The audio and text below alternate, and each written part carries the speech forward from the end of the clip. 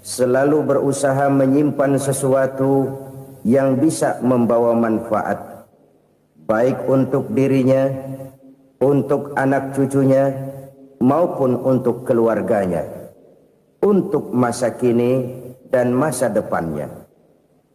Kadang simpanan itu berbentuk uang, kadang berupa tanah, lain saat berbentuk pabrik, dan lain sebagainya. Sementara masa depan yang paling pasti adalah akhirat. Jika untuk masa depan dunia kita rela memeras keringat, membanting tulang, pergi pagi dan pulang petang, menyimpan uang, menyimpan tanah, menyimpan pabrik, pernahkah kita merenung jika satu saat kiamat datang, kita dibangkitkan dari kubur masing-masing, berdiri di padang mahsyar untuk mempertanggungjawabkan seluruh kegiatan hidup kita di dunia ini, lalu kita akan menuju ke alam akhirat. Sudahkah kita mempunyai simpanan untuk akhirat kita? Pada pertemuan kali ini saya ingin menyampaikan sebuah hadis di mana Rasulullah sallallahu alaihi wasallam bersabda, arba'un min kanzil jannah.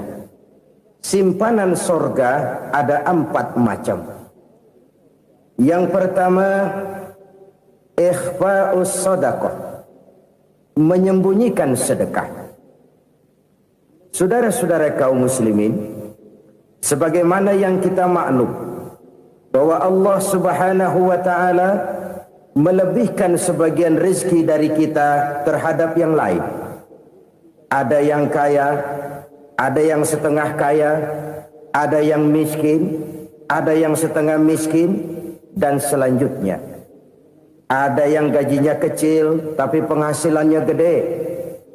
Ada yang penghasilannya gede tapi nggak punya gaji. Ada juga yang memang gajinya gede dan penghasilannya gede.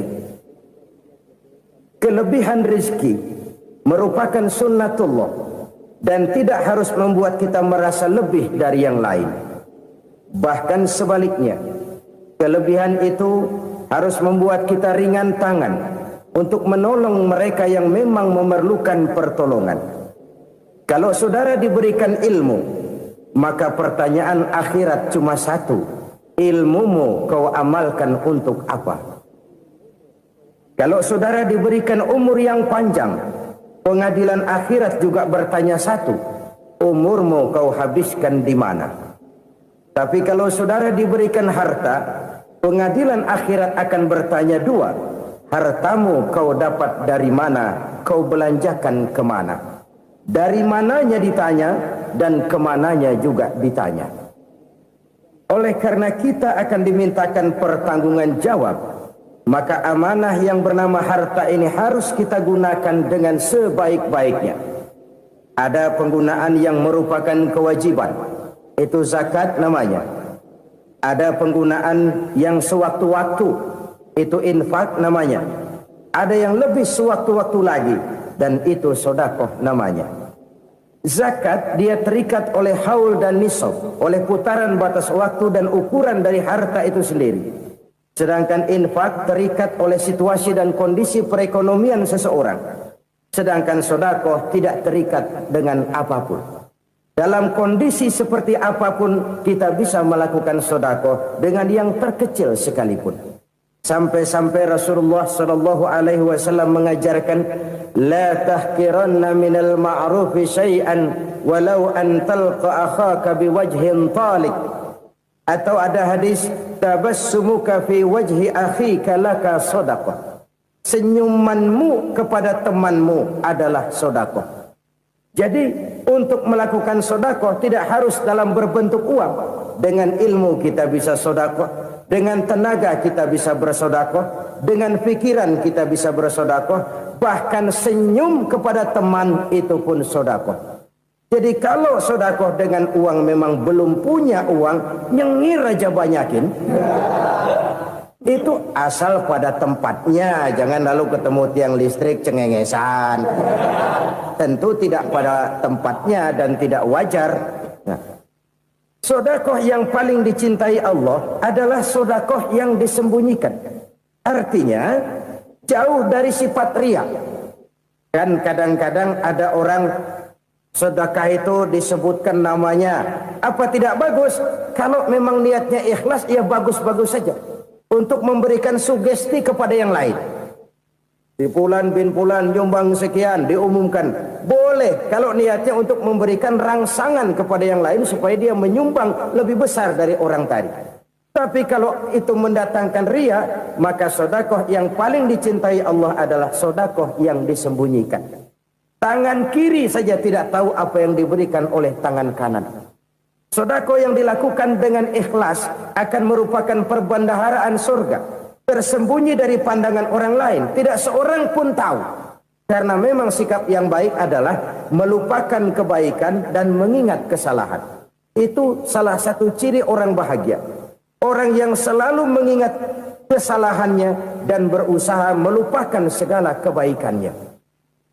Kalau dia akan berada kebaikan, dia tidak bisa ikut, dia merasa rugi karena dia merasa belum pernah berbuat baik. Tapi kalau akan melakukan kesalahan baru, dia ingat kesalahan yang sudah-sudah, sehingga terhalang baginya untuk melakukan satu kesalahan baru. Demikianlah saudara-saudara, bahwa Allah melebihkan rizki sebagian kita dari yang lain, agar terjadi tolong-menolong dalam kehidupan ini. Jadi kesenjangan yang nature, kesenjangan yang alami, itu sunnatullah. Ada yang kaya, ada yang miskin, ada yang kelas menengah. Nah, kenapa lalu sekarang kita berusaha mengentaskan kemiskinan? Oleh karena adanya kesenjangan struktural. Kalau yang kaya bisa semakin kaya, kenapa yang miskin tidak bisa naik jadi ikut sedikit kaya? Sebab pada dasarnya Islam adalah agama yang sejak turunnya sudah berupaya memerangi kemiskinan. Bahkan dikatakan kemiskinan itu mendekatkan kepada kekufuran. Orang kalau miskin udah dekat banget sama kafir. Gampang menjadi kafir. Berapa banyak saudara-saudara kita yang oleh karena soal perut, oleh karena soal materi, terpaksa meninggalkan dan menanggalkan akidahnya. Menjual petunjuk yang diberikan Allah dengan kesenangan dunia yang cuma sebentar ini. Na'udzubillah, thumma na'udzubillah. Jadi makin kita sembunyikan satu sedekah, semakin banyak perbendaharaan kita di surga. Sedekah yang paling dicintai Allah adalah sedekah yang disembunyikan. Malahan ada seorang sufi, dia punya kebiasaan kalau pergi sholat Jumat, dia bawa uang, itu uang dia taruh di bawah tikar masjid. Dia niat sedekah kepada siapa saja yang nemuin itu duit. Maksudnya apa? Supaya yang nemuin nggak tahu siapa yang punya duit. Demikian dia saking ingin menyembunyikan sedekahnya. Karena sifat riya itu bisa memakan amal kita sendiri.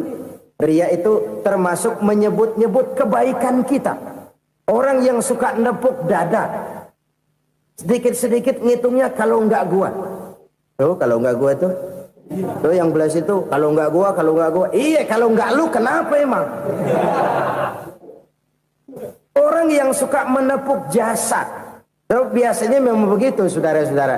Kalau perang lagi berkecamuk, orang nggak sempat ngaku jadi pahlawan. Tapi begitu perang selesai, yang kagak kenal bedil ngaku pahlawan. Mas. Itu sesuatu yang biasa. Oleh karenanya, orang-orang yang ikhlas dalam bersedekah, disembunyikannya sedekah itu, Allah cinta betul. Malahan ada hadis memberikan jaminan, inna sedaqatal mar'il muslimi tazidu fil umri wa tadfa'u mitatas su'i. Sesungguhnya sedekahnya seorang mukmin tazidu fil umri, bisa menambah umur panjang. Wa tadfa'u mitatas su'i, dan menyelamatkan manusia dari mati secara su'ul khatimah. Jadi siapa yang kepengen panjang umur, banyaklah sedekah. Yang bosan hidup, pelit terus. Sedekah menambah panjang umur dan menyelamatkan manusia dari mati secara su'ul khatimah. Pak, katanya umur itu nggak bisa ditambah, nggak bisa dikurangin. Kapan? Kalau ajal sudah datang. Wa idza jaa ajaluhum la yastakhiruna sa'atan wa la yastakdimun. Kalau ajal datang tidak bisa dimajukan, tidak bisa dimundurkan. Itu kalau ajal sudah datang. Tidak bisa lagi umur ditambah dikurangi, sudah datang. Tapi kalau belum datang, itu kan haknya Allah. Mau ditambah, mau dikurangi, hak prerogatif Allah. Sebagai pencipta manusia, Allah maha kuasa dan maha mampu. Sedekah ini menambah panjang umur dan menyelamatkan manusia dari mati secara su'ul khatimah. Orang mati kan sama ya, kondisinya mati, nggak nafas. Tapi hakikat mati kan lain-lain. Ada yang mati itu husnul khatimah, baik akhirnya. Misalnya lagi ngaji mati, lagi sholat mati, lagi sedekah mati. Ini yang dinamakan dengan husnul khatimah, baik di akhirnya. Sebaliknya ada yang su'ul khatimah, jelek di akhirnya. Ini yang jadi catatan akhir. Lagi nyekek botol, mampus. Lagi banting kartu, modar. Su'ul khatimah, jelek pada akhirnya. Sedekah menyelamatkan manusia dari mati secara su'ul khatimah. Dan kita semua kepengen mendapat husnul khatimah, jauh dari su'ul khatimah. Oleh sebab itu yang bisa menyelamatkan kita dari penyakit itu antara lain adalah sedekah yang disembunyikan, yang dikerjakan dengan ikhlas karena Allah. Tidak karena kepengen dipuji orang, tidak karena ingin dikatakan orang pemurah, sebab orang dermawan itu orang yang memberi tanpa harus diminta. Kalau masih harus diminta, ya belum dermawan namanya, masih harus diminta. Kalau nggak diminta ya tulus, lolos, polos. Saudara-saudara kaum muslimin rahimakumullah. Harta adalah amanat dan akan kita pertanggungjawabkan. Allah melebihkan rizki sebagian kita dari yang lain agar kita saling tolong menolong, bantu membantu. Nabi janjikan siapa yang meringankan beban saudaranya muslim di dunia, Allah akan meringankan bebannya di akhirat nanti. Sebuah jaminan dari baginda Nabi. Si orang yang kita bantu barangkali tidak bisa membalas, Allah yang akan membalas lewat jalan lain yang tidak pernah kita sangka-sangka. Ada orang tanya, Pak, ini ada orang nyumbang masjid sambil marah-marah, bagaimana? Saya bilang sumbangannya aja ambil, marahnya jangan. Marahnya jangan diambil, itu urusan dia. Saudara-saudara kaum muslimin rahimakumullah. Umat Islam ini kan umat yang punya potensi besar. Kadang kita merenung, kenapa kadang-kadang pembangunan masjid kok lambat sekali? Kalau hotel hari ini peletakan pertama, bulan depan peresmian. Supermarket hari ini peletakan batu pertama, minggu depan peresmian. Tapi kalau sudah yang namanya masjid, kadang-kadang peletakan batu pertama sekaligus jadi batu terakhir. 3 tahun, 4 tahun, campur nebar jalak di jalanan, duit dijaring kayak ikan sepat. Apa tidak ada orang Islam yang kaya? Banyak. Apa tidak ada pengusaha muslim yang jadi konglomerat? Ada. Lalu yang belum banyak itu yang komit terhadap nilai-nilai agamanya. Akhirnya kita jatuh jadi umat yang lemah. Belum ada pengusaha konglomerat muslim buka pabrik supermi cap bedug misalnya umpamanya atau pabrik kecap cap sorban supaya identitas keislamannya sedikit kelihatan. Kita jatuh jadi umat yang lemah karena potensi tidak terinventarisir dengan baik. Kita ini ibarat kompor yang cuma matengin nasi orang lain. Potensi kita dimanfaatkan oleh orang lain. Ukhuwah Islamiyah kita baru terbatas kepada silaturahmi. Ukhuwah di bidang ekonomi kita lemah, ukhuwah di bidang kebudayaan kita lemah, apalagi ukhuwah di bidang politik kita lebih rapuh lagi. Padahal ukhuwah itu adalah totalitas kehidupan manusia, menyangkut ipolek sosbud, memerlukan nilai-nilai ukhuwah. Jadi oleh karena itu mari kita menyadari di dalam harta kita, walaupun kita yang cari, pergi pagi, pulang sore, peras keringat, banting tulang, di sana ada harta anak yatim. Di sana ada hak masjid. Di sana ada hak pesantren, di sana ada hak jihad. Berbahagialah seseorang apabila dia oleh Allah dijadikan keran. Keran itu menyimpan air, tapi tidak untuk dirinya, tapi disalurkannya kepada mereka yang memang memerlukannya. Saudara-saudara kaum muslimin rahimakumullah, ini yang pertama. Jadi perbendaharaan surga adalah menyembunyikan sedekah. Orang lain nggak tahu, kita pun nggak pernah ngitung-ngitung. Kita anggap lewat begitu saja, padahal itu deposit akhirat. Satu. Yang kedua, perbendaharaan surga itu apa? Wa kitmanul musibah, menyembunyikan kesulitan. Kadang orang takut menghadapi kesulitan. Tapi makin kita merenung, hidup ini kan sebenarnya urusan. Takut sama urusan, ya jangan hidup. Tandanya orang hidup itu kalau punya urusan. Urusan merupakan problem. Problem sering menimbulkan kesulitan. Kesulitan bukan untuk ditakuti, tapi untuk diatasi dan dicarikan jalan keluarnya. Siapa sih orangnya yang gak pernah sulit-sulit? Makin tinggi status sosialnya, makin gede urusannya. Makin tinggi kualitas imannya, makin berat tingkat kesulitannya. Cuma memang yang namanya enak itu seperti pelangi. Biang lala itu nggak pernah di atas kepala kita, di atas kepala orang melulu. Lu sih enak lu, kata kita. Dia juga bilang yang enak kan lu. Pelangi itu nggak pernah di atas kepala kita. Kata tukang beca, aduh enak ya naik Mercy. Kata tukang beca, apa yang di dalam mobil Mercy? Aduh enak bener tukang beca, di jok ngeringkuk ngorok pulas bener. Saya kamar pakai AC sejuk, tempat tidur sutra empuk, alga spring bed, gula kulik nggak bisa pulas kalau belum minum Valium, belum tidur. Enak bener tukang beca, di jok ngorok nggak tahu wetan kulon. Si tukang beca bilang yang di Mercy enak, yang di Mercy bilang tukang beca enak. Inilah enak. Nggak pernah di atas kepala kita, di atas kepala orang lain melulu enak itu. Nah, saudara-saudara, yang merupakan perbendaharaan surga itu orang yang bisa menyembunyikan kesulitan, baik pribadi ataupun rumah tangga. Nih terutama rumah tangga yang jadi soalnya. Kadang-kadang kita ini kalau senang, sebaliknya kalau senang kita diam, kalem aja, cuek. Banyak banget duit kita, bawaan diam aja udah. Malah ketemu orang takut. Tapi begitu susah, sekampung tahu.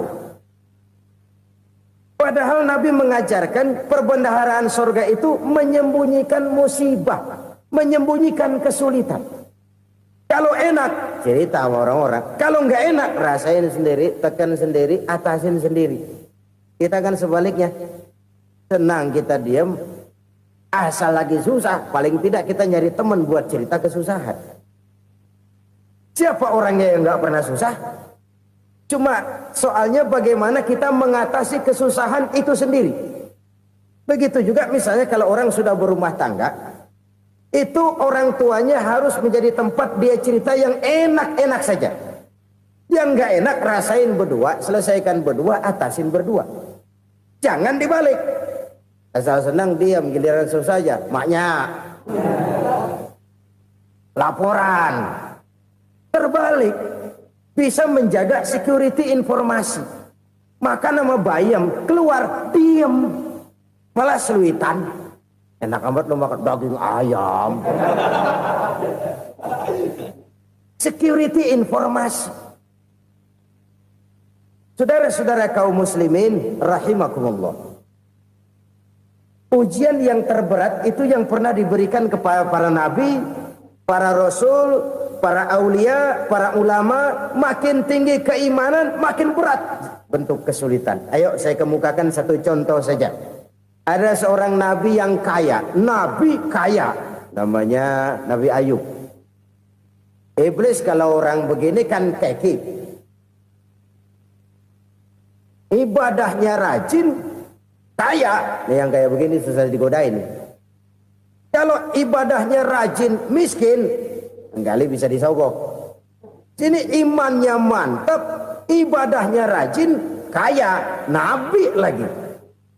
Oh, tapi namanya iblis nggak kurang akal. Laporan, Tuhan, kenapa Les?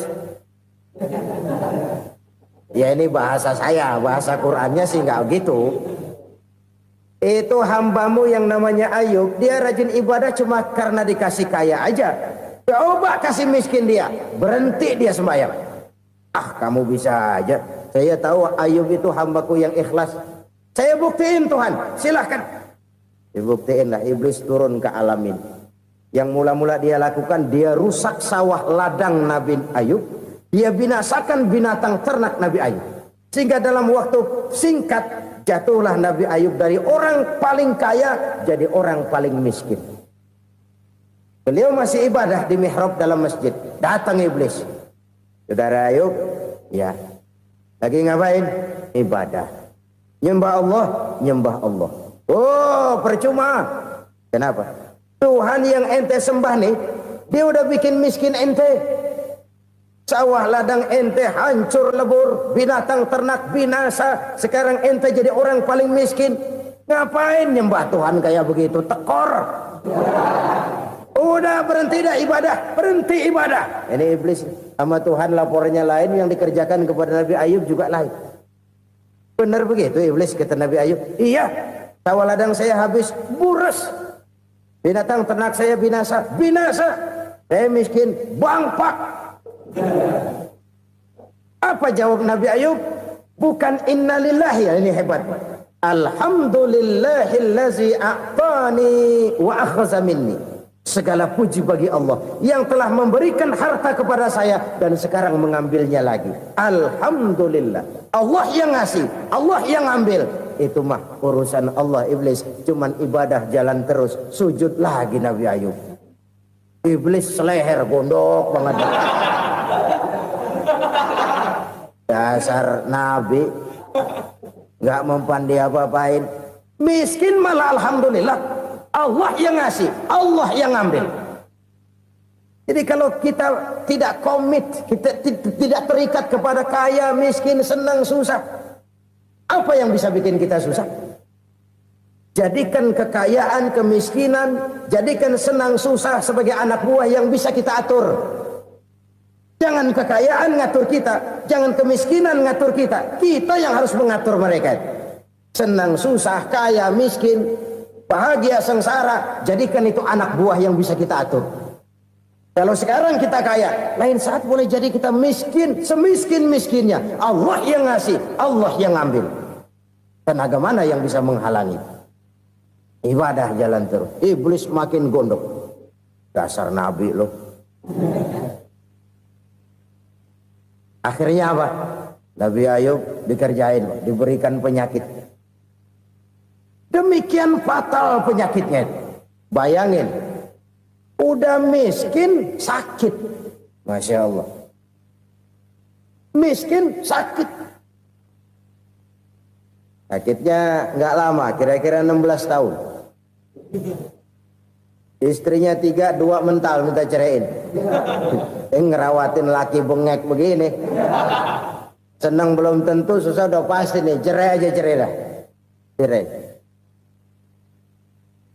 Tinggal satu Siti Rahmah yang setia menemani beliau. Sesetia-setianya hati perempuan. Satu saat Siti Rahmah bilang, "Bang, iya, abang kan Nabi bang. Lalu namanya Nabi kan doanya jarang meleset bang. Maksud kamu minta kenapa sih sama Tuhan biar abang sembuh baik dah bang?" Siti Rahmah, iya. Saya sakit berapa tahun sih dah? 16 tahun bang. Sebelum ini saya sehat berapa tahun? Ya kira-kira 60 tahun bang. Nah coba ente banding-bandingin Rahmah. Saya dikasih sehat 60 tahun. Dikasih sakit 16 tahun. Sudah nggak sabar. Mau doa kepada Allah minta sembuh. Saya malu. Malu kepada Allah. Diuji dengan yang luar biasa seperti ini. Tidak mengganggu stabilitas kehambaannya. Dia tetap menghamba kepada Allah subhanahu wa ta'ala. Saudara-saudara kaum muslimin rahimakumullah. Kunci menghadapi kesulitan itu apa? Allah jelaskan dalam satu ayat, wa basyiris sabirin alladzina iza asabathum musibah qalu inna lillahi wa inna ilaihi raji'un. Gembirakan orang-orang yang sabar Siapa mereka itu? Yang apabila mendapat musibah mereka kembali kepada keyakinan dasar, segalanya dari Allah dan segalanya akan kembali kepada Allah. Ini konsepsi dasar dari sikap muslim dalam menghadapi berbagai kesulitan. Segalanya dari Allah, segalanya akan kembali kepada Allah. Kalau ini sudah kondisi dasarnya, maka kita akan lapang menghadapi kenyataan bagaimanapun pahitnya. Apakah itu namanya miskin, apakah itu namanya sakit, bahkan maut sekalipun. Maut sekalipun. Segalanya dari Allah, segalanya akan kembali kepada Allah. Ini sikap hidup, bukan sekedar ucapan. Kita kadang-kadang menjadikannya sebagai ucapan. Mulutnya sehingga berhenti, innalillahi wa inna ilaihi rajiun, tapi nangisnya terus gerung-gerungan. Bukan itu, ini kesadaran moral. Kalau segalanya dari Allah, segalanya kembali kepada Allah, kan sebenarnya cuma nunggu giliran. Hari ini saya nyembayangin dia, entah hari apa saya disembayangin orang.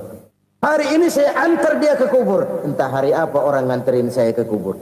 Hari ini saya tahlilkan dia, entah nanti kapan orang tahlilkan saya. Segalanya dari Allah, segalanya akan kembali juga kepada Allah. Oleh sebab itu saudara-saudara, kesulitan bukan untuk ditakuti. Kesulitan justru untuk diatasi, dicarikan jalan keluarnya. Dan tidak ada orang yang tidak pernah mendapat kesulitan. Tidak ada.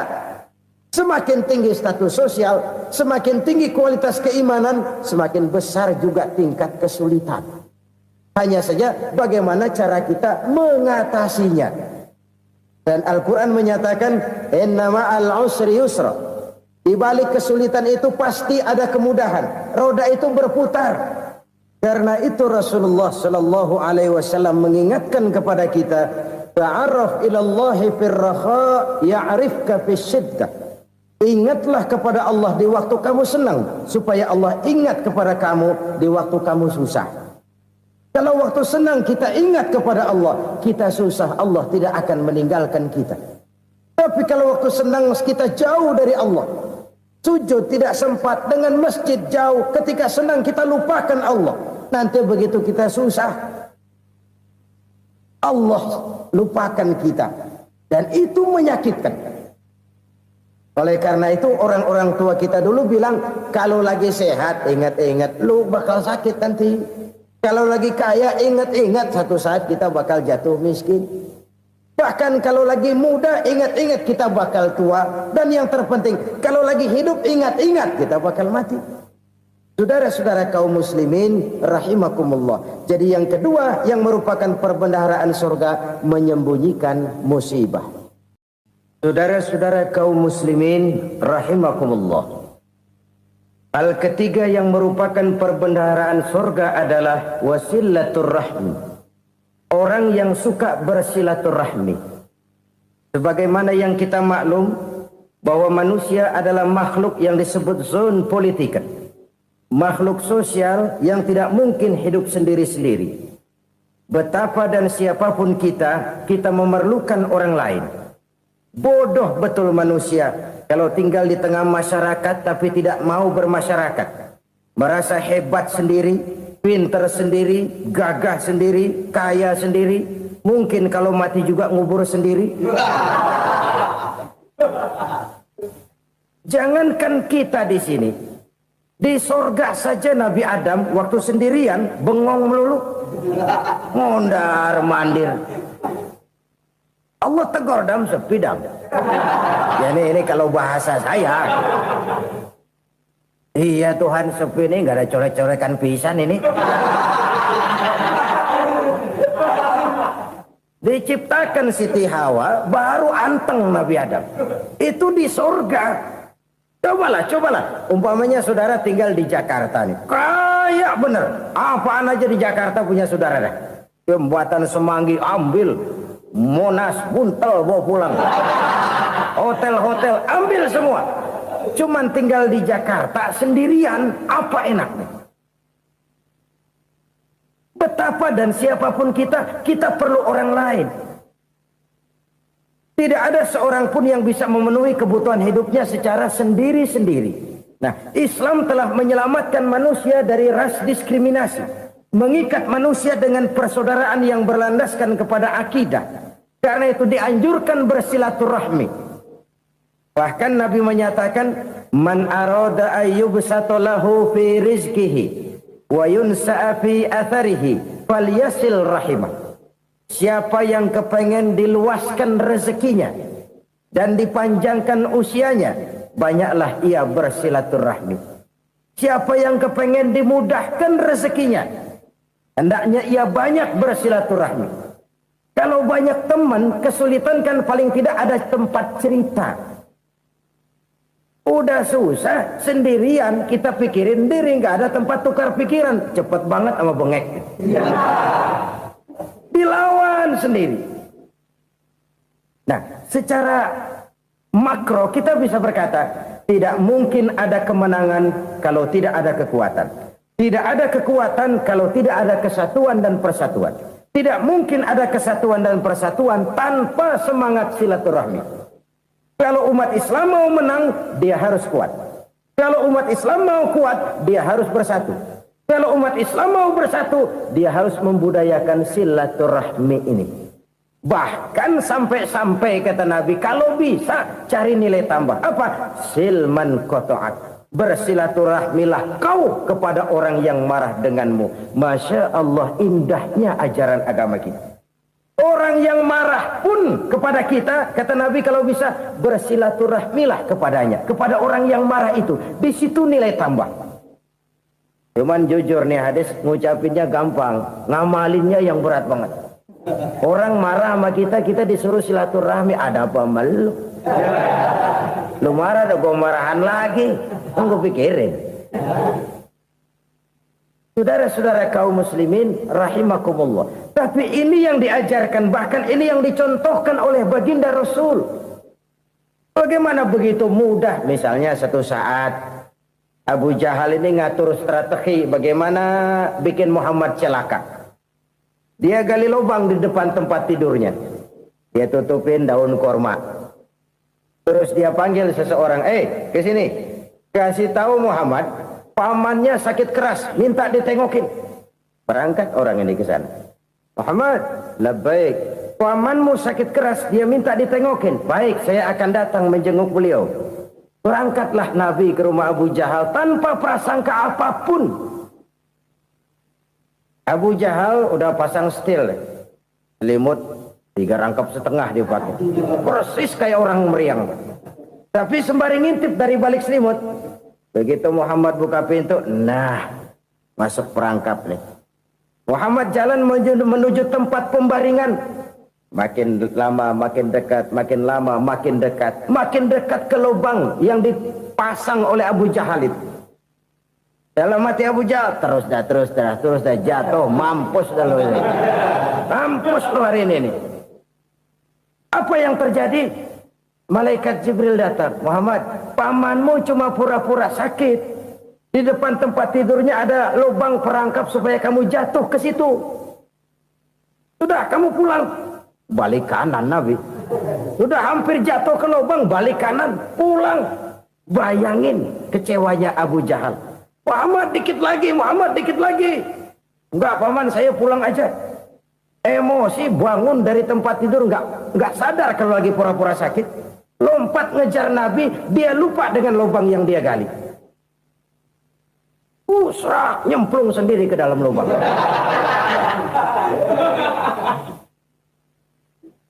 Nabi terus berlalu. Ini terjadi keanehan. Jatuh ke lubang yang dia gali itu sebenarnya nggak terlalu dalam ya, antara 3-4 meteran lah. Tolong saya jatuh ke lubang ini. Datanglah pelayan-pelayannya itu. Angkat saya dari sini. Oh, yang ngulurin tambang. Satu gulung, belum juga nyampe itu tambang. Kurang, beli lagi ke warung. Sambung, ulur lagi, nggak juga bisa sampai. Wah, ini kerjaan Muhammad ini. Tolong, siapa salah seorang kamu ke rumah Muhammad, kasih tahu encangnya kecebur. Minta ditolongin. Sampaikan kepada Rasul. Kenapa? Pamanmu jatuh ke lubang, Muhammad minta tolong diangkatin. Tambang udah nyambung-nyambung nggak nyampe juga. Ya, nanti saya datang, saya tolong. Coba. Nyata-nyata orang berniat jahat mau mencelakakan dia. Datang dia menolong. Ini yang disebut air tuba dibalas air susu ya ini. Bukan sebaliknya. Air tuba dibalas air susu. Paman, kecebur ya? Iya Muhammad, tolong ini. Pegang tangan saya. Nabi ulurkan tangannya. Nyampe. Dipegang oleh Abu Jahal. Diangkat ke atas. Sampai atas. Apa kata Abu Jahal? Sihirmu memang hebat Muhammad. Udah ditolongin dikata sihir. Yang enak kita kemplang kan itu orang begitu. Urusan apa? Tapi inilah akhlak. Kalau bisa kamu bersilaturahmilah dengan orang yang marah kepadamu sekalipun. Orang marah kita tetap baik. Kalau kita berbuat baik sama orang yang memang baik, rasanya sih biasa-biasa aja. Orang baik kita baik lagi, ya draw aja, belum ada nilai tambah di situ. Baru ada nilai tambah kalau kita bisa berbuat baik kepada orang yang nyakitin kita. Itu namanya kita setingkat di atas dia. Dia sakitin kita, kita berbuat baik sama dia. Dia pelit sama kita, kita baik sama dia. Dia marahin kita, kita deketin dia. Di situ kita punya nilai tambah. Jadi siapa yang ingin diluaskan rezekinya kata Nabi dan dipanjangkan umurnya, hendaklah ia banyak-banyak bersilaturahmi. Sederhana sebenarnya silaturahmi, tapi silaturahmi membangkitkan semangat kesatuan dan persatuan. Kesatuan dan persatuan melahirkan kekuatan. Dalam matematika 1 ditambah 1 pasti 2. Tapi di tengah masyarakat 1 orang takut ditambah 1 orang takut, hasilnya jadi 2 orang setengah berani. Kenapa setengah berani? Karena udah berdua. Tadi pan takut sendirian. Kalau dia kumpul turu-turu takutlah jadi berani. Kita yang lemah, kita yang tidak berdaya, kita yang miskin, kalau mau kompak bersatu, apa yang nggak bisa kita kerjain? Apalagi tinggal di kota besar, pilihan cuma 2. Bertahan atau minggir. Bertahan atau minggir. Untuk bisa bertahan harus mampu bersaing. Untuk mampu bersaing harus punya keahlian. Keahlian harus ditunjang dengan pendidikan, ditambah oleh kekompakan sebagai umat. Udah miskin mencar mulu, orang injak kita. Orang nggak pandang urusan apa yang malu. Oleh karena itu silaturahmi pada hakikatnya merupakan roh dari ukhuwah yang diajarkan oleh agama kita. Bagaimana Islam menyelamatkan masyarakat manusia dari ras diskriminasi, mengikat manusia, dan tidak ada persaudaraan yang lebih indah selain persaudaraan yang diikat dengan nilai-nilai akidah. Sepanjang orang di jalan Allah, itulah saudara kita. Keluar dia dari jalan Allah, selesailah persaudaraan sampai di situ. Karena itu, kalau ingin menyimpan sesuatu di surga, banyaklah bersilaturahmi. Datang ke rumah ini, datang ke rumah itu, dan lain sebagainya. Itu simpanan kita di akhirat nanti. Ini yang ketiga. Saudara-saudara, yang keempat, perbendaharaan surga itu apa? Wa qawlu la hawla wa la quwwata illa billah. Ucapan la hawla wa la quwwata illa billah. Ibadah kan ada yang berat, modalnya besar. Bangun masjid berat, modalnya besar. Bangun rumah sakit berat, modalnya besar. Ada ibadah yang berat, tapi modalnya ringan. Misalnya puasa. Puasa itu berat, mengendalikan nafsu. Kalau sekedar nggak makan nggak minum sih enteng, mengendalikan nafsu. Itu jihad terbesar, tapi kan modalnya ringan, cuma niat saja. Ini ibadah berat, modalnya ringan. Ada ibadah yang ringan, modalnya juga enteng.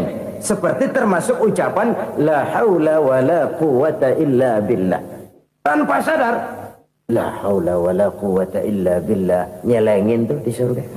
Nyelengin, kita nggak terasa, nyelengin simpenan akhirat. La haula wa la quwwata illa billah. Nyimpan lagi. Kaget, la haula wa la quwwata illa billah, nyimpan lagi, banyak simpanan. Walaupun sebenarnya yang dimaksud di sini adalah kesadaran batin bahwa tidak ada daya dan kekuatan kecuali Allah. Itu intinya. Kita memulai pekerjaan disunahkan baca bismillah, kan begitu. Apa itu? Kesadaran moral Bahwa ini saya bisa kerjakan. Saya kerjakan ini dengan menyebut nama Allah. Kenapa? Kalau Allah tidak memberikan daya dan kekuatan, mana mampu saya kerjakan ini. Maka saya kerjakan ini dengan menyebut nama Allah. Bismillah. Kesadaran moral. Manusia hanya wajib berusaha, tapi nggak pernah wajib berhasil. Banyak hal-hal yang kalau kita renungkan secara rasio nggak mungkin. Tapi jadi kenyataan. La haula wa la quwata illa billah. Tidak ada daya dan kekuatan kecuali bagi Allah semata-mata. Kesadaran moral akan kelemahan dan keterbatasan makhluk bernama manusia. Kadang kita kagum dengan otak, tapi kita sering lupa sama yang bikin otak. Padahal bagaimanapun hebatnya otak, yang bikin otak pasti lebih hebat dari otak. Nggak percaya, silahkan otak-otakan. Inilah kecenderungan. Kita kagum dengan pesawat-pesawat mutakhir, bukan main besi gede banget terbang itu. Alangkah hebatnya. Lalu apa yang bikin otak tidak lebih hebat dari itu semua? Kita puji laut. Apa yang bikin laut tidak lebih hebat dari laut itu? La haula wa la quwata illa billah. Tidak ada daya dan kekuatan kecuali Allah. Apa yang bisa kita lakukan kalau tidak karena daya dan kemampuan yang diberikan oleh Allah kepada kita? Lahirlah sikap tawadu, rendah hati, tidak melonjak menjadi angkuh dan sombong, sadar akan kelemahan dan keterbatasan diri sebagai makhluk yang diciptakan oleh Allah Subhanahu wa taala. Jadi satu sisi ini ucapan yang berpahala, la haula, jadi wiridan. Pada sisi lain ini kesadaran moral, sikap mental, kesadaran batin bahwa yang punya daya dan kekuatan itu cuma Allah. Kita nggak pantas untuk sombong, sebab sombong itu pakaiannya Allah. Kita nggak sedang pakai pakaian Allah, kegedean. Dan makin kita renungi, makin terbentur. Apa sih yang bisa kita sombongin? Kita mau sombong apa? Kaya, pintar, itu kan semua relatif. Di atas langit masih ada langit lagi. Jadi oleh karenanya, marilah kita menyadari. Manusia hanya wajib berusaha, tapi tidak pernah wajib berhasil. Yang berusaha saja tidak wajib berhasil, apalagi yang tidak berusaha. Islam bukan agama orang pemalas yang selesai sholat lalu endelohom, nggelenggem ayem-ayem. Tapi Islam bukan agama orang sombong yang setelah berusaha lalu tidak memerlukan Allah. Kita bisa saja bikin proyeksi, tahun sekian kita bakal panen besar menurut perhitungan otak. Tapi ada kejadian lain. Apa? Tikus ngambek. Habis itu dimakanin tikus, panen gagal. Proyeksi rasional gagal oleh tikus-tikus yang ngambek itu. Bisa saja terjadi. Tahun depan kita panen besar, urung. Kenapa? Musim panas panjang. Dan sekarang ini koran-koran bikin berita musim mengalami penyelewengan. Bukan cuma manusia yang nyeleweng sekarang. Musim pakai nyeleweng. Mestinya kan musim hujan udah selesai, masih hujan-hujan juga. Musim. Nah sekarang kita boleh bikin proyeksi, kita bakal panen besar. Tahu-tahu musim panas panjang, sawah retak, air kering. Cari teknokrat yang paling botak, suruh pendekin tuh musim panas. La haula wa la quwata illa billah. Inilah kesadaran moral. Saudara, saya teringat satu saat ada seorang konglomerat. Umurnya ya kira-kira 70-an. Suatu saat dia ditanya oleh wartawan, "Pak, umur Bapak berapa sih?" "Ya paling 10 tahun." 10 tahun? 10 tahun? Anak Bapak berapa orang? Satu saja? Satu. Harta Bapak berapa? Ya paling-paling bangsa 7 juta kali. 7 juta? Iya. Pak, kenapa Bapak bohongi saya? Bapak punya buku biografi. Koran-koran, majalah-majalah banyak memuat cerita riwayat hidup Bapak. Saya tahu umur Bapak 70. Kenapa bilang cuma 7 tahun? Saya tahu anak Bapak 8. Kenapa cuma bilang 1? Saya tahu harta bapak miliaran, mungkin triliunan, pabrik di mana-mana, bank di mana-mana. Kenapa bilang uang bapak cuma 7 juta? Nah, kata si konglomerat tadi, kamu benar nak, kamu benar. Umur saya kalau jumlahnya memang 70 nak. Cuman ingat-ingat saya, baru 7 tahun terakhir ini saya sujud. Baru 7 tahun terakhir ini saya berusaha dekat dengan Allah. Saya laksanakan perintahnya, saya jauhi larangannya. 7 tahun inilah rasanya yang ada nilainya di hadapan Allah. Yang 63 tahun matong, kelabu, kelem umur gue. Habis untuk maksiat, untuk munkarat. Maka ketika ditanya tadi, umur saya 7 tahun itu. Oh begitu Pak. Oh iya. Lalu anak Pak. Anak bapak kan 8. Kenapa bilang cuma 1? Nah, kalau jumlah hitungannya memang anak saya 8. Tapi dari 8 orang ini rasanya cuma 1 nih. Yang bakal jadi buah hati, belahan jantung. Pelanjut cerita, penerus sejarah. Bakal jadi anak soleh yang akan mendoakan saya. Cuma 1 rasanya anak saya ini yang bakal jadi buah hati saya. Besar-besaran saya. Yang akan mendoakan di kubur saya. Yang akan mendoakan di akhirat saya. Yang 7 orang mana, Masya Allah, yang satu tenggeng, yang satu nyekek botol ngolo, yang satu nggak karu-karuan. Makanya saya bilang 1 anak saya yang akan bisa mendoakan saya. Oh begitu Pak. Iya. Nah harta Pak, harta bapak kan triliunan, pabrik bapak di mana-mana, uang bapak hampir di tiap bank-bank besar. Kenapa bilang cuma 7 juta? Betul kau nak. Harta saya kalau jumlahnya memang miliaran, triliunan mungkin. Tapi yang saya ingat baru 7 juta tuh yang saya belanjakan di jalan Allah. Saya nyumbang masjid, saya santuni yatim piatu, saya bantu pembangunan pesantren, saya bantu pembangunan rumah sakit Islam. Itu yang akan saya bawa pulang ke akhirat, yang 7 juta itu. Yang triliunan itu nanti akan diperebutkan oleh anak-anak saya sebagai waris saya. Jadi harta saya 7 juta itu yang bakal nemenin saya di akhirat. Yang akan saya bawa pulang jadi teman saya.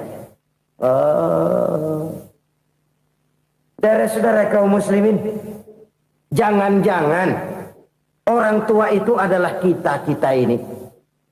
Jangan-jangan kita-kita ini adalah orang tua itu. Jangan-jangan itu potret dari diri kita masing-masing. Dari sekian umur yang diberikan Allah, berapa tahun yang ada nilainya di hadapan Allah?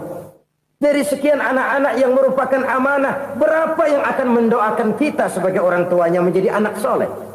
Dari sekian banyak harta yang diberikan Allah, berapa yang akan kita bawa pulang menghadapnya nanti, yang kita belanjakan di jalan Allah? Ini sebuah potret kehidupan.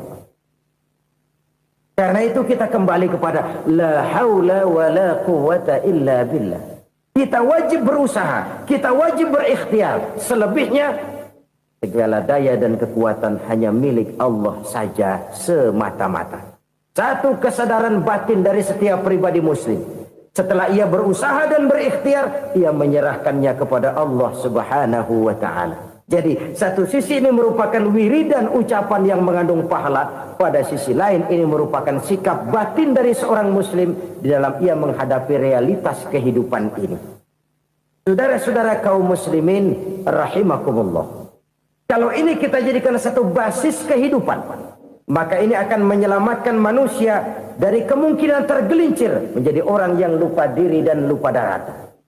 Sebab itu Imamul Ghazali berpesan, jadidis safinah fa innal bahra amiq wa khuziz zad fa inna safara ba'id wa khaffifil hamla fa innal hamla sadid. Perbarui selalu kapalmu karena lautan sangat dalam. Bawa bekal yang banyak karena perjalanan ini sangat jauh. Ringankan beban karena kebanyakan beban akan menyakitkan. Alangkah indah kalimat ini, alangkah dalam makna yang terkandung di sana. Perbarui selalu kapalmu karena lautan sangat dalam. Apa artinya ini? Jaga mentalmu baik-baik. Pelihara imanmu baik-baik karena hidup penuh cobaan seperti lautan. Kita kalau berlayar di lautan kan kadang-kadang tenang, angin bertiup sepoi-sepoi basah. Jika malam datang bintang gemintang bertabur menghias cakrawala. Rembulan memantulkan sinarnya dengan indah. Dalam keadaan begitu berlayar enak. Tapi lain saat ombak menggunung, halilintar menyambar, angin topan bertiup. Berapa banyak sudah saudara-saudara kita yang tenggelam di lautan dunia tanpa sadar bahwa dia belum sampai kepada pantai yang akan dituju. Berapa banyak sudah saudara-saudara kita yang tenggelam di lautan dunia ini tanpa sempat bangkit lagi. Dia menyangka sudah sampai kepada tujuannya. Hati-hati kapal jangan sampai bocor karena lautan sangat dalam. Iman ini jaga baik-baik karena hidup penuh dengan ujian. Wa khuzizat fa inna safara ba'id. Bawa bekal yang banyak karena perjalanan sangat jauh. Saudara mau ke Bandung, bawa duit. Saudara mau ke Surabaya, banyakan lagi duitnya. Saudara mau ke Mekah, gepokan, iketan tuh duit nggak lembaran lagi. Makin jauh perjalanan, makin banyak bekal yang harus kita bawa. Kalau saudara dari Jakarta mau ke Surabaya, kagak bawa duit berangkat juga, itu sih bukan berani namanya, nekat. Sampai Surabaya belum tentu, sengsara di jalan udah pasti. Kenapa? Nggak bawa bekal berangkat. Sama juga kita nih, misalnya belum sempat sembahyang, mati. Waduh, berani banget orang. Belum punya bekal, mati. Sengsara di jalan. Atau bekal tidak cukup. Dari Jakarta saudara mau ke Surabaya, bawa duit 500 perak. Paling jauh Cikampek nyampenya itu. Paling jauh itu. Antara jauhnya perjalanan dengan bekal yang saudara bawa tidak seimbang. Hidup ini perjalanan panjang. A walking tour. Dimulai dari alam arwah. Sebelum jasad diciptakan, roh diciptakan lebih dulu. Dari situ pindah ke alam rahim. Dari alam rahim pindah ke alam dunia. Dari alam dunia pindah ke alam barzah. Baru menuju akhirat. Satu perjalanan panjang. Kalau bekal tidak bawa, sengsara di jalan. Bawa bekal yang banyak karena perjalanan ini sangat jauh. Wa khaffifil hamla, ringankan beban karena beban itu cuma akan menyulitkan. Kalau bekal itu sih keperluan, tapi beban nggak kita perluin, cuma ngeberat-beratin. Apa ini beban? Dosa. Kecurangan, kebatilan, kesoliman, ketidakadilan, kesewenang-wenangan. Itu akan jadi beban kita di akhirat. Alangkah celakanya, perjalanan panjang, bekal tidak bawa, beban kelewat banyak. Alamat sengsara di jalan. Pahala tidak ada, dosa berlipat ganda. Na'udzubillah, summa na'udzubillah. Kalau kita rangkum nasihat Al-Ghazali dengan kisah si konglomerat tadi, kita akan mengambil kesimpulan. Pertama, bekal terbaik dalam menghadapi gejolak kehidupan ini tidak lain adalah iman. Yang kedua, pahala dan dosa. Dua hal kontroversial. Pahala adalah bekal, dosa adalah beban. Tapi kita sekarang kan tidak begitu terangsang kepada yang abstrak. Orang berlomba mencari yang konkret-konkret saja. Yang real. Kalau memang dosa, benjol dong. Kira-kira begitu. Kira-kira begitu. Persis orang Yahudi dulu. Orang Yahudi itu kan pernah minta kepada Nabi Musa. Ya Musa lan nu'mina laka hatta narallaha jahrah. Musa, kami nggak bakal mau beriman kepada Allah kalau belum kami lihat Allah ada nongkrong di depan kami. Kalau memang Tuhan ada, taruh dong di depan kami. Mau yang konkret-konkret saja. Kalau memang dosa, benjol dong. Kalau memang pahala, berasa dong. Orang terangsang kepada yang real, yang konkret-konkret saja. Karena itu, untuk mengejar dosa, orang mau bayar. Tapi untuk mengejar pahala, walaupun tidak bayar, orang segan. Ini yang dikatakan oleh Nabi, kamu mengharapkan ke surga, tapi kamu berat melaksanakan sesuatu yang bisa membawa kamu ke surga. Kamu ingin jauh dari neraka, tapi tiap saat kamu lakukan perbuatan-perbuatan yang justru menjerumuskan kamu ke neraka. Idda'aitum an-najata minan nar wa ramaitum fiha anfusakum. Kamu ingin selamat dari neraka, tapi kamu lemparkan diri kamu ke neraka. Kamu ingin masuk surga, tapi berat sekali kamu melakukan perbuatan-perbuatan yang bisa menyampaikan kamu di surga. Saudara-saudara kaum muslimin rahimakumullah. Jadi hal keempat yang merupakan perbendaharaan surga adalah la haula wa la quwwata illa billah. Satu sisi ini merupakan ucapan yang memperberat timbangan akhirat. Pada sisi lain ini merupakan sikap hidup seorang muslim. Kesadaran batin yang sangat dalam bahwa tidak ada daya dan kekuatan kecuali Allah. Dan itu kita simbolkan pada saat memulai pekerjaan dengan Bismillah, dengan menyebut nama Allah. Satu kesadaran moral, saya hanya bisa melakukan ini karena diberikan daya dan kekuatan oleh Allah. Lahirlah sikap tawadu, rendah hati, tidak melonjak menjadi angkuh dan sombong. Saudara-saudara, sampai sini dulu jumpa kita kali ini.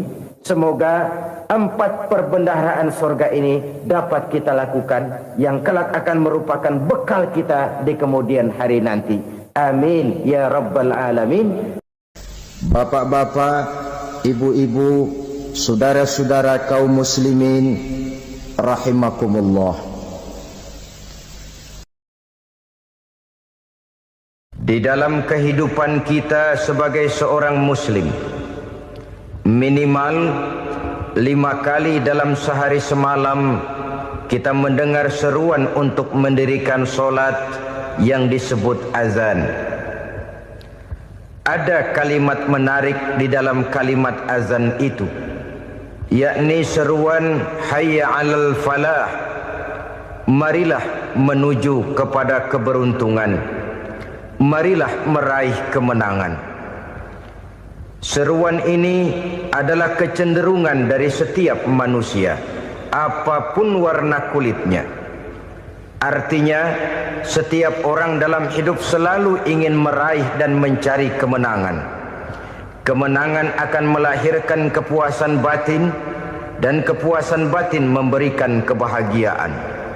Sedangkan kekalahan melahirkan penderitaan batin, dan penderitaan batin menjerumuskan seseorang di dalam berbagai bentuk kerugian.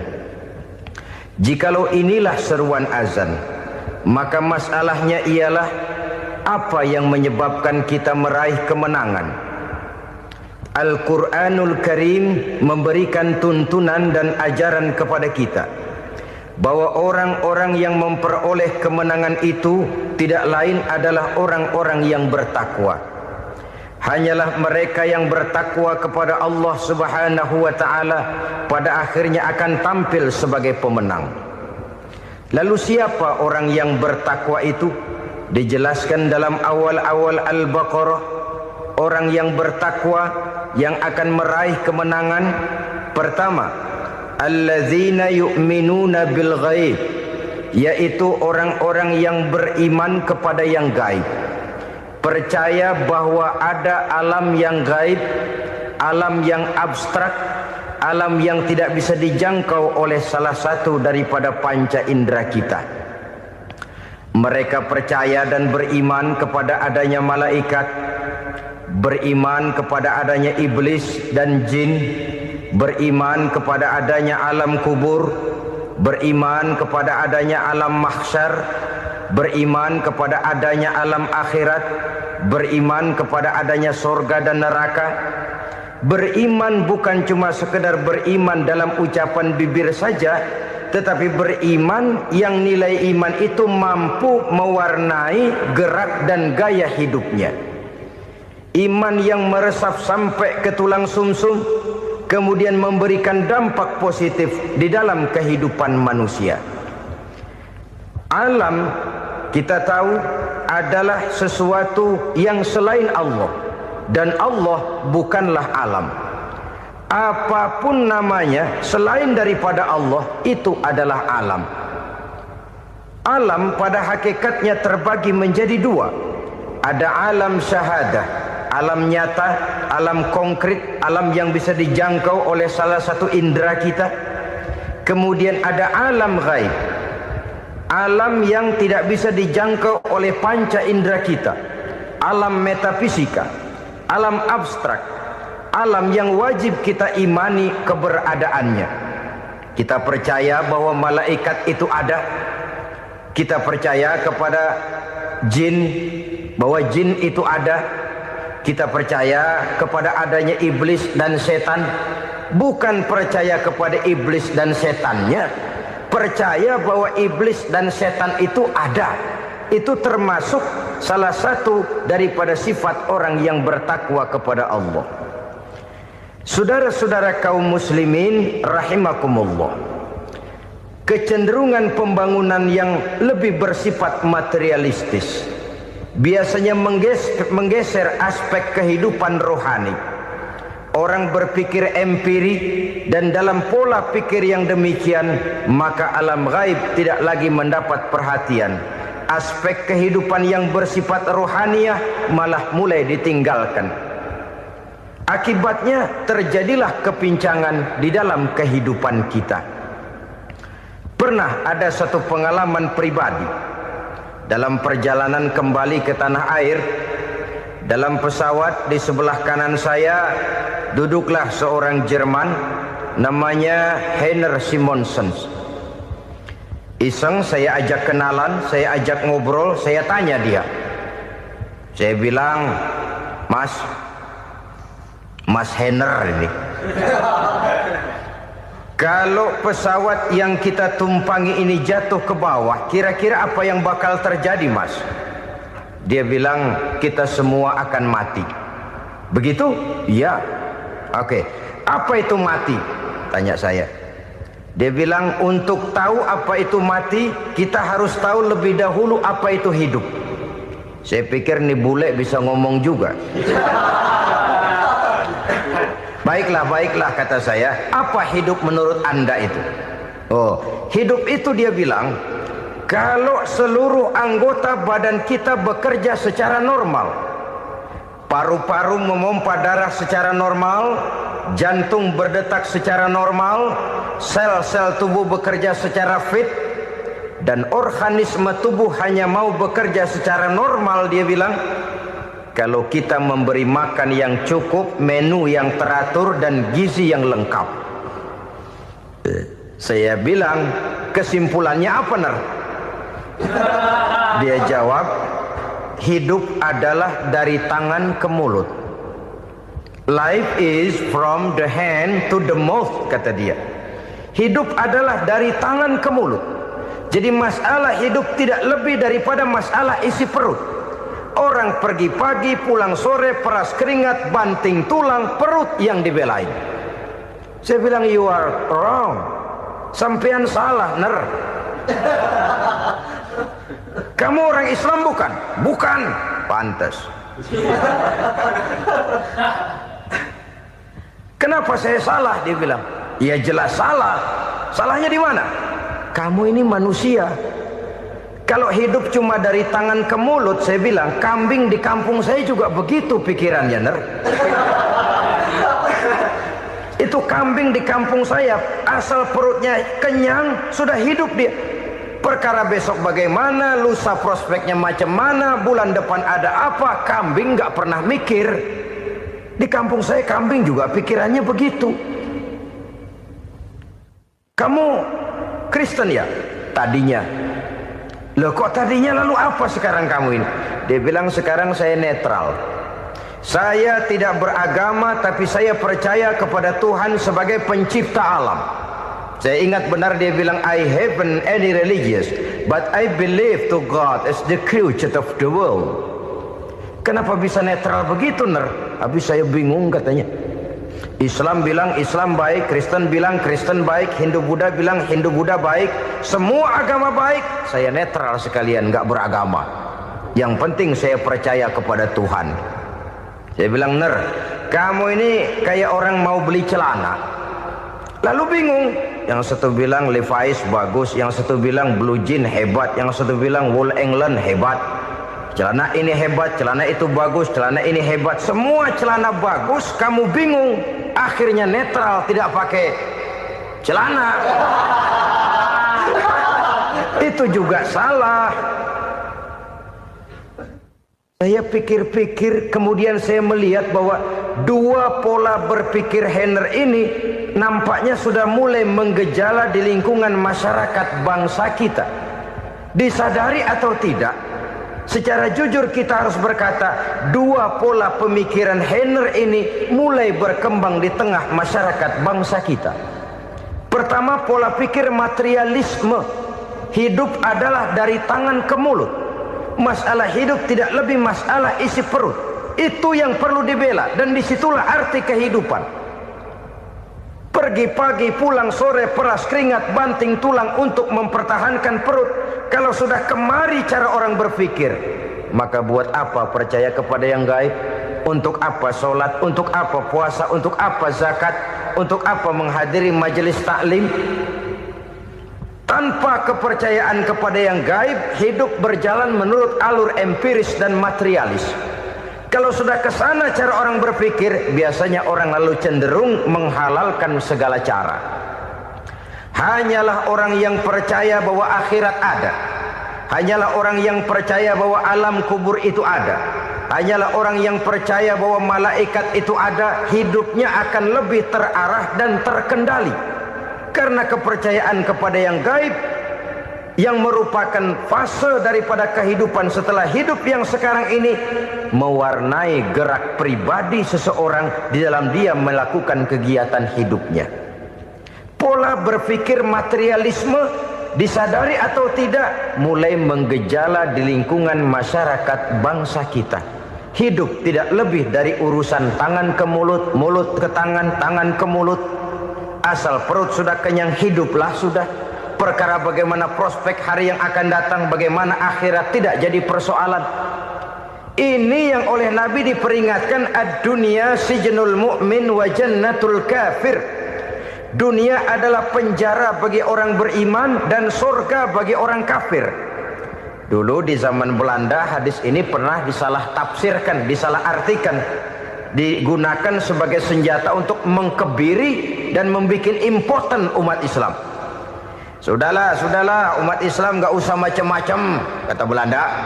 Dunia ini kan penjara buat orang Islam, surga buat orang kafir. Di penjara jangan bertingkah.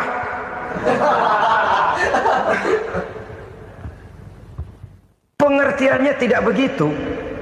Dunia adalah penjara bagi orang mukmin. Artinya dalam kehidupan dunia seorang mukmin tidak bebas memperturutkan hawa nafsunya. Di penjara hawa nafsunya itu. Sebaliknya, surga bagi orang-orang kafir. Buat orang kafir, surgalah dunia ini. Mereka bebas memperturutkan hawa nafsunya. Dilarang tidak terlarang, dicegah pun tidak tercegah. Mereka hidup menurut alur bisikan nafsu mereka sendiri. Kemudian bila ajal datang, maut merenggut nyawa, selesailah surganya sampai di situ. Maka bagi orang-orang yang tidak percaya kepada adanya akhirat, kepada adanya alam gaib, surganya sebatas umurnya. Sekali lagi, surganya sebatas umurnya. Bila umur selesai, ajal pun datang merenggut nyawa, selesailah sudah surganya sampai di situ.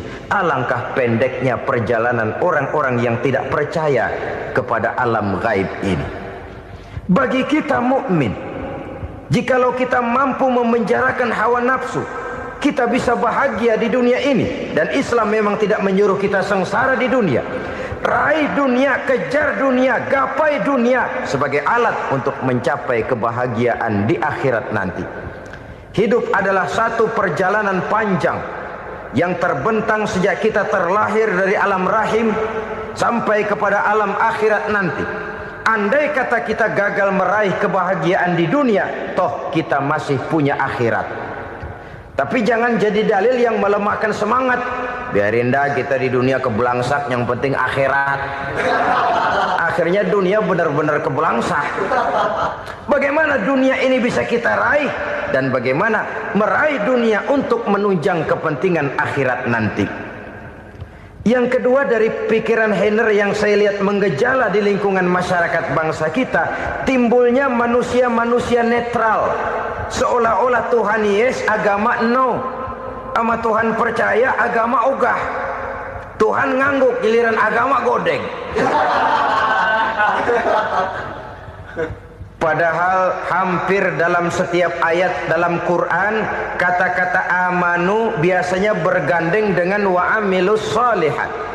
iman dan amal soleh. Ini sebagai isyarat Tuhan dan agama jangan pernah dipisah-pisah. Apabila kita bertuhan, maka kita harus beragama. Apabila kita beragama, maka agama itu harus bersumberkan dari Tuhan yang kita imani itu. Tidak mungkin kita pisah, Tuhan yes, agama no. Sama Tuhan percaya tapi agama bikin sendiri. Sembayangnya cukup bengong 2 jam madep ngulon.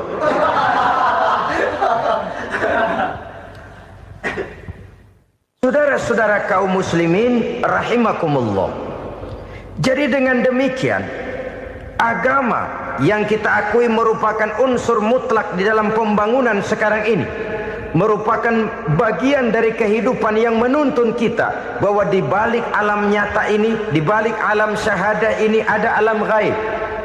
Dan mudabbir, murabbi, yang mengatur, yang menguasai, yang memelihara baik dia alam nyata, baik dia alam gaib, tidak lain adalah Allah Subhanahu wa taala. Di sana ada satu super power, satu maha kekuatan yang kita perlu bersandar kepadanya. Sebagai makhluk nyata yang hidup di alam nyata, berbuatlah secara nyata sebagaimana harusnya kita berbuat. Karena Islam jelas bukan agamanya orang pemalas. Islam jelas bukan agamanya orang yang mengajarkan setelah selesai sholat boleh duduk, nggelenggem ayam-ayam, ndelohom, menghitung bintang di langit sambil menunggu keajaiban. Tidak.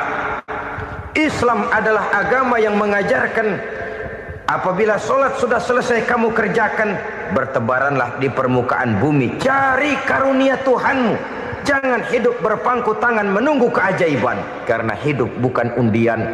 Jangan berharap untung besar tanpa mau peras keringat. Tapi di sebalik itu toh kita juga harus yakin bahwa di sisi usaha nyata yang kita lakukan ada satu super power, satu maha kekuatan gaib yang menentukan berhasil dan tidaknya usaha kita. Kepercayaan kepada hal semacam inilah yang mendorong kita untuk mempunyai sandaran vertikal, agar jikalau usaha ini berhasil kita tidak lupa diri dan lupa daratan. Jikalau usaha ini gagal kita tidak putus asa dan buruk sangka, tidak cupik pandangan dan sempit hati, tapi mampu melihat persoalan dengan kacamata putih sambil husnuzon kepada Allah Subhanahu wa taala. Kita percaya malaikat itu ada. Ada yang namanya raqib dan atid, mengawasi gerak hidup kita sampai kepada gerak hati kita. Ini memberikan sugesti agar kita berhati-hati, tidak sejengkal tanah pun kita bisa berlindung dari pengawasan raqib dan atid. Ada munkar nakir yang akan menyoal kita di alam kubur. Ada malaikat Malik, penjaga neraka. Ada malaikat Ridwan yang menjaga surga. Kita percaya kepada adanya jin, kita percaya kepada adanya setan, iblis. Percaya kepada adanya, bukan mempercayai si setan, si iblis lalu menjadikannya sebagai teman. Tidak. Percaya bahwa mereka itu ada dan merupakan makhluk Allah yang gaib yang diciptakan Allah Azza wa Jalla. Kepercayaan kepada alam gaib memberikan motivasi terhadap gerak lahir manusia, sehingga dengan motivasi kepercayaan kepada yang gaib, gerak lahir jadi lebih terarah, jadi lebih terpelihara. Pernah seseorang bertanya, "Pak, apakah adanya akhirat bisa dibuktikan secara ilmiah?" Saya bilang tidak bisa, tidak bisa. Kenapa? Karena yang berangkat nggak pernah pulang kembali lagi. Kalau dia pulang kemari bisa kita tanya bagaimana enak di sono. Cuma secara moral saya katakan, lebih beruntung orang yang percaya kepada akhirat daripada yang tidak. Sekarang saudara percaya akhirat ada, lalu saudara baik-baik di dunia, sholat, puasa, zakat, menolong orang lain, menebarkan kebajikan. Saudara mati, andai kata akhirat tidak ada, toh dalam hidup saudara sudah berbuat baik. Paling tidak nama saudara akan dikenang sebagai orang baik. Sebaliknya, saudara percaya, kata saya, bahwa akhirat tidak ada, lalu hidup semau-maunya, tenggelam dalam maksiat dan munkarat, menentang Allah, tidak mau ruku dan sujud.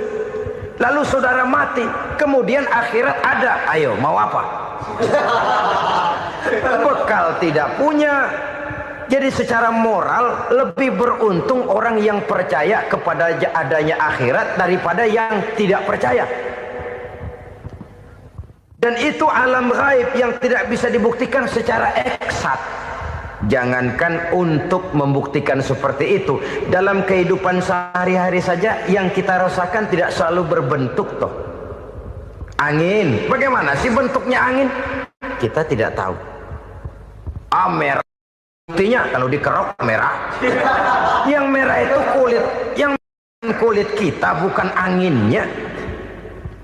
Sakit, rasa sakit itu ada, tapi bagaimana bentuk sakit kita nggak pernah tahu. Kalau kita makan cabai pedas, bagaimana bentuk pedas itu tidak ada, tapi rasa ada. Bentuk pedas hijau, cabainya bukan pedasnya. Tidak semua yang kita rasakan bisa kita gambarkan dalam bentuk yang konkret. Oleh karena itu, sekali lagi bahwa kepercayaan kepada alam yang gaib mampu memberikan satu sugesti yang menata kehidupan seseorang lebih lurus, lebih terarah, dan lebih terkendali. Maka wajar kalau kepercayaan kepada yang gaib mengantarkan seseorang untuk meraih kemenangan. Kenapa?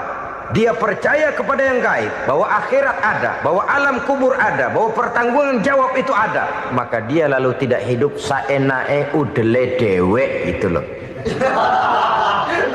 Tidak hidup menurut seleranya sendiri, terarah, teratur. Ini cirinya yang pertama. Orang bertakwa yang akan meraih kemenangan, mereka beriman, mereka percaya kepada yang gaib.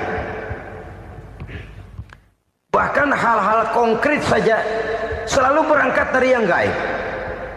Saudara-saudara, para remaja, para pemuda sekarang ini tidak pernah tahu toh siapa yang akan jadi teman hidup saudara. Kita bisa saja ngerancang, mentargetkan, tapi toh akhirnya yang namanya jodoh bukan kekuasaan kita. Rezeki di luar kemampuan kita. Begitu juga ajal. Maut, jodoh, ajal adalah contoh-contoh konkret bahwa pada akhirnya yang gaiblah yang menentukan. Bertahun-tahun ngelancong, emang jodoh seret, nggak jadi.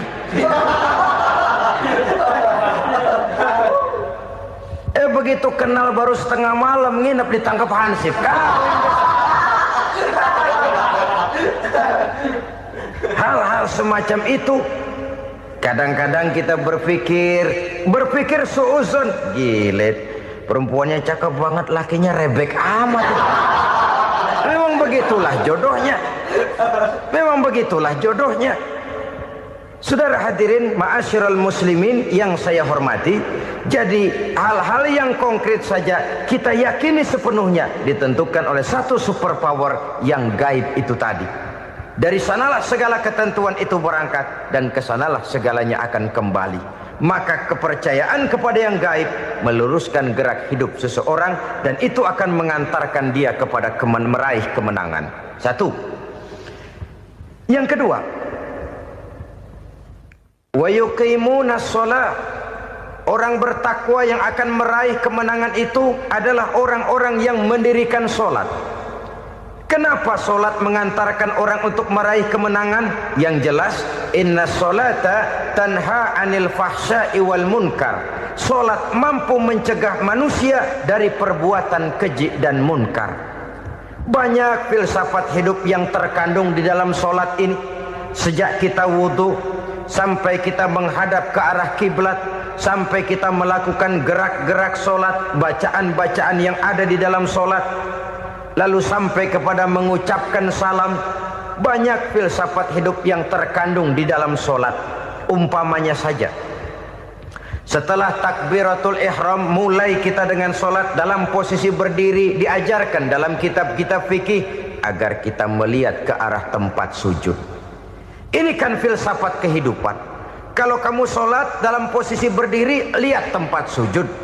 Jangan sholat mata jelalatan, sebab nanti bisa mengurangi kekhusyuan.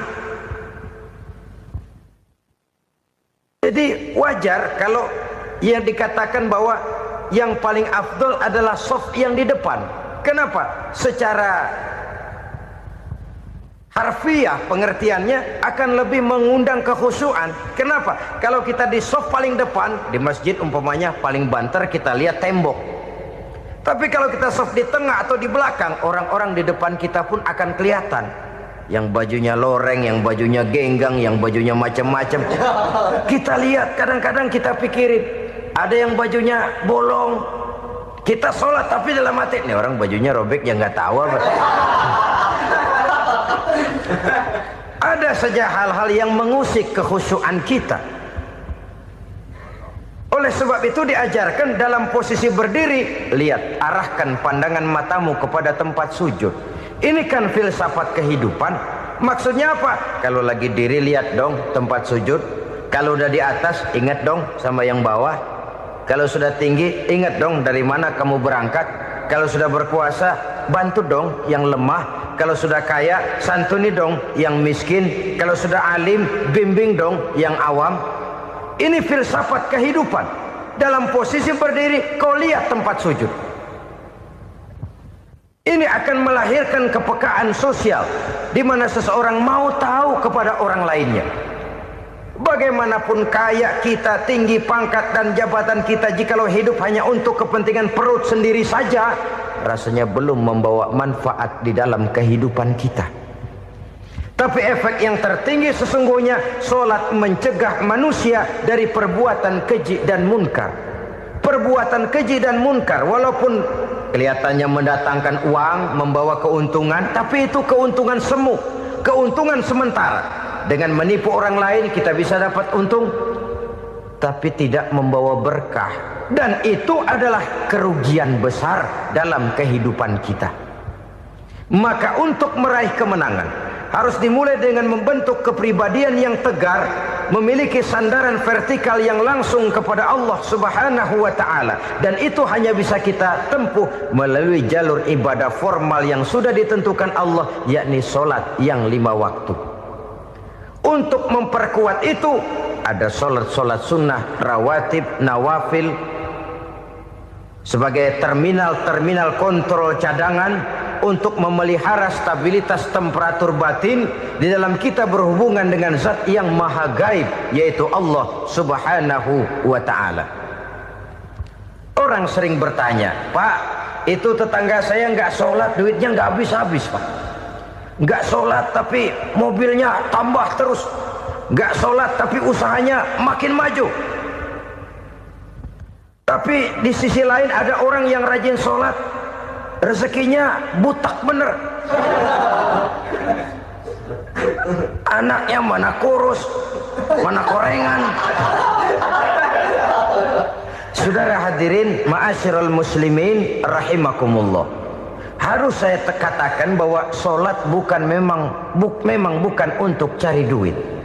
Sholat adalah sandaran vertikal kita kepada Allah.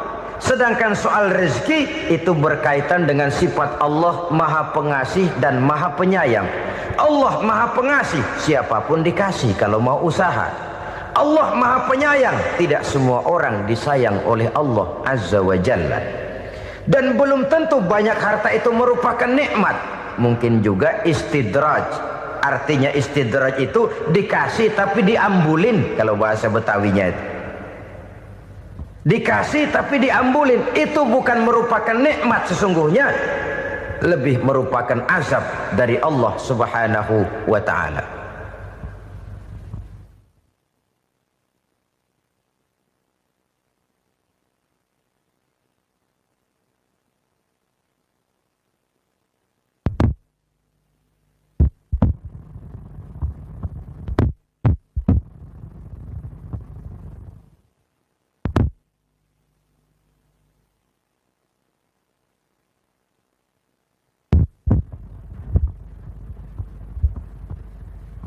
Agama mempunyai sistem sholat, dan kita umat Islam telah dituntun oleh Allah Subhanahu wa ta'ala yang wajibnya 5 kali dalam sehari semalam mendirikan solat, dan itu tentu berada dalam jangkauan kemampuan manusia.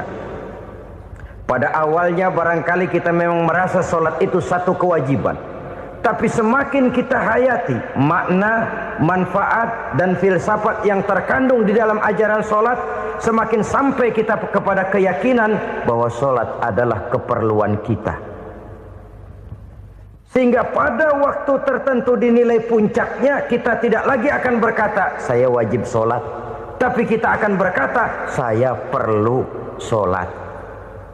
Kalau kita sudah merasakan itu adalah keperluan kita, nah di sanalah kita baru akan merasakan ruginya kalau hal itu tidak kita laksanakan. Sepanjang kita masih berkata saya wajib sholat, kita akan lebih merasakan dia sebagai beban ketimbang sebagai keperluan. Yang jelas Allah tidak memerlukan ibadah yang kita laksanakan ini. Dengan kata lain, andai kata satu dunia penuh ini orang tidak ada yang sholat satu pun, Allah tidak akan turun dari jabatan Tuhan. Jangan lalu berpikir kalau kita ngambek se-RW kagak sembahyang Tuhan tekor kali ini ya. Tentu tidak. Itu perlunya kita, bukan perlunya Allah. Dan pada induknya kita akan berkata saya perlu agama. Kalau secara induk kita sudah memerlukan agama, maka konsep-konsep yang ada di dalam ajaran agama itu pun adalah juga merupakan keperluan kita. Baik dia bernama sholat, baik dia bernama puasa, baik dia bernama zakat, baik dia bernama haji, seluruhnya adalah keperluan kita. Dan sesuatu yang kita perlukan apabila tidak kita laksanakan akan melahirkan kerugian di dalam kehidupan. Jangan heran kalau kita membaca riwayat perjalanan hidup para salafus soleh, orang-orang soleh. Ada yang tahajud sampai 100 rakaat, ada yang sholat malam kakinya sampai bengkak. Kita sekalinya bengkak biri-biri. Ada yang sholat membaca surah dalam Al-Quran sampai khotam Quran. Kok mau? Mereka sudah merasakan itu keperluan. Itu saja soalnya. Satu saat pun jikalau kita merasa bahwa itu keperluan saya, kita pun akan melaksanakan seperti itu. Keperluan saya dalam kehidupan. Inilah yang kedua. Yang ketiga, orang bertakwa yang akan meraih kemenangan itu, wa mimma razaqnahum yunfikun. Mereka membelanjakan sebagian daripada rezeki yang diberikan Allah kepada mereka. Mereka infakkan di jalan Allah. Ada satu dialog menarik. Satu hari seorang anak muda bertemu dengan seorang kakek-kakek yang sudah dikenalnya baik. Bertanyalah anak muda ini, "Kek, umur kakek berapa tahun?" 15 tahun, kata si kakek. "Anak kakek berapa orang?" 1. "Harta kakek berapa banyak?" 15 juta. Si anak muda ini bengong. Lalu protes, "Kok kakek bohongin saya?" "Kenapa?" "Saya tahu umur kakek 70 tahun. Kenapa ngaku 15? Saya tahu anak kakek 5. Kenapa bilang 1? Saya tahu kakek miliuner, miliaran uang kakek. Kenapa ngaku cuma 15 juta? Begini, kata si kakek tadi. Benar, umur saya 70 tahun. Tapi dari umur yang 70 tahun itu baru 15 tahun terakhir ini saya merasakan ibadah kepada Allah. Meninggalkan maksiat, jauh dari segala macam munkarat. Maka yang 15 tahun inilah yang benar-benar saya rasakan sebagai umur saya. Benar anak saya 5, tapi yang 4 susah diatur. Cuman 1 rasanya nih yang bakal jadi si buah hati belahan jantung pelanjut cerita penerus sejarah. Cuma 1 ini yang saya harapkan, yang akan jadi anak soleh, yang akan membuat saya menerima pensiunan pahala. Kalau yang 4 apek dah, nggak ada harapan. Yang satu nyekek botol melulu. Oh begitu. Iya. Lalu kenapa kakek bilang harta kakek cuma 15 juta padahal saya tahu kakek uangnya miliaran, depositonya banyak? Ya karena 15 juta itulah yang saya ingat yang pernah saya belanjakan di jalan Allah. Saya merasa itulah harta saya yang sebenarnya. Yang miliaran yang saya simpan di bank kelak kalau satu saat saya mati akan jadi rebutan di antara anak-anak saya. Iya kalau anak saya soleh kayak yang satu ini. Kalau yang 4 tadi udah tulen dia bakal berantem dah berebut tuh. Jadi 15 juta yang saya belanjakan di jalan Allah inilah yang saya merasakan benar-benar harta saya yang sesungguhnya. Dialog ini patut menjadi bahan renungan kita bersama. Diberikan kita umur 40, 50, 60, 70, 80. Berapa tahun dari umur yang diberikan itu yang jalan mulus, yang kita gunakan untuk melaksanakan ibadah? Banyak harta kita simpan di bank, di lemari, di dompet, di tas. Tapi berapa yang sudah kita depositokan di jalan Allah yang akan menemani kita di hari kita kembali nanti? Maka orang bertakwa yang akan meraih kemenangan, wa mimma razaqnahum yunfikun, mereka membelanjakan sebagian dari rezeki yang diberikan Allah di jalan Allah Subhanahu wa ta'ala. Ma'asyiral muslimin rahimakumullah.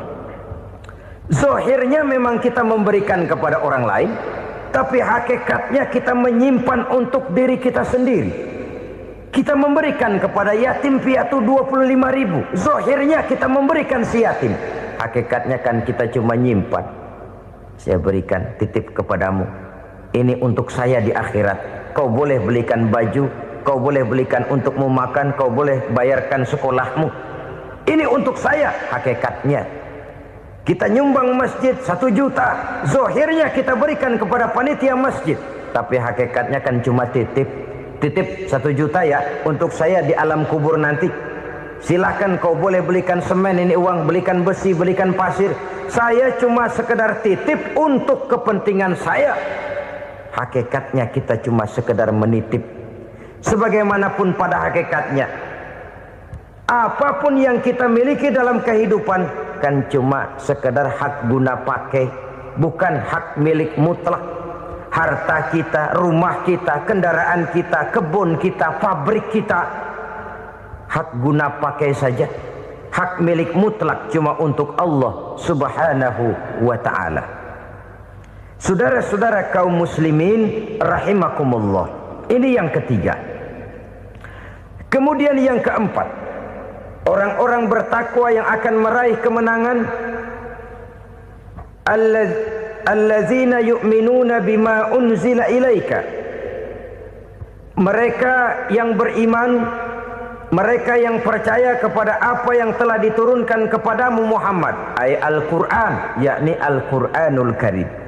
Setelah percaya kepada yang gaib, mendirikan solat, kemudian menginfakkan sebagian dari rezeki yang diberikan Allah, mereka juga lalu percaya kepada yang diturunkan terhadap Nabi, yaitu tidak lain Al-Quranul Karim.